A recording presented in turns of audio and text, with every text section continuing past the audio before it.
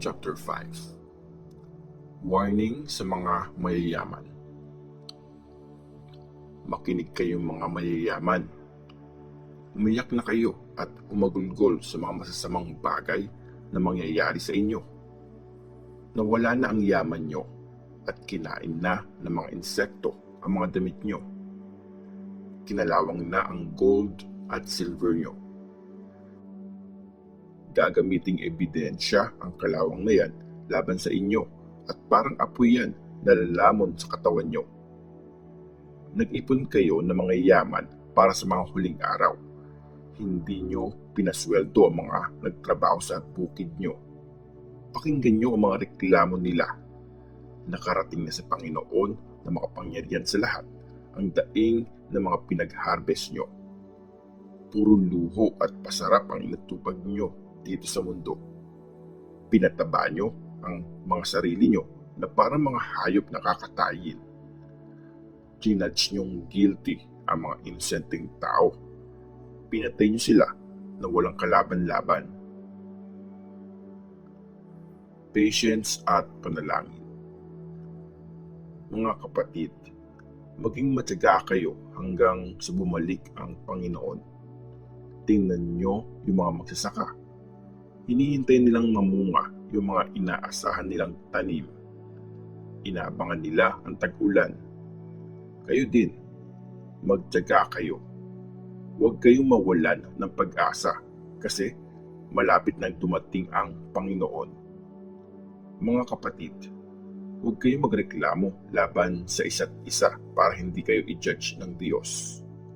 Ayan na, nandyan na ang judge. Mga kapatid, sundin nyo ang example ng mga prophets na nagsalita para sa Panginoon. Nagtiyaga sila at tiniis ang paghihirap.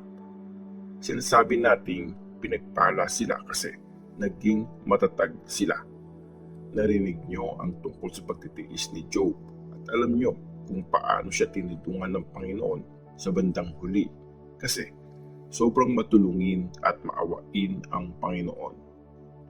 Mga kapatid, mahalaga itong mga sasabihin ko. Pag mangako kayo, huwag kayong sumumpa. Huwag niyong sabihin, witness ko ang langit o ang lupa o ang kahit ano. Sabihin niyong oo kung oo talaga ang gusto niyong sabihin at hindi kung hindi. Gawin niyo to para hindi kayo i-judge ng Diyos. Meron ba sa inyong nahihirapan? Mag-pray siya. Meron ba sa inyong masaya? Kumanta siya ng mga papuri sa Diyos. Meron bang may sakit sa inyo? Ipatawag nila ang mga leaders sa church para ipag-pray sila at pahiran sila ng langis sa pangalan ng Panginoon. Dahil sa prayer na may pagtitiwala sa Diyos, gagaling ang may sakit. Palalakasin siya ng Panginoon at kung nagkasala man siya, papatawarin siya. Kaya ipagtapat nyo sa isa't isa ang mga kasalanan nyo at ipag-pray nyo ang isa't isa para gumaling kayo. Mabisa at malaki ang nagagawa ng prayer ng taong matuwid. Halimbawa, si Elijah. Tao din siya tulad natin. Nag-pray siyang mabuti na huwag umulan at hindi nga umulan sa loob ng 3 years and 6 months. Tapos, nag-pray naman siya na umulan at umulan nga at nagbunga ang mga tanim. Mga kapatid, kung meron sa inyong lumalayo sa katotohanan at merong tumulong sa kanya na makabalik, tandaan nyo ito.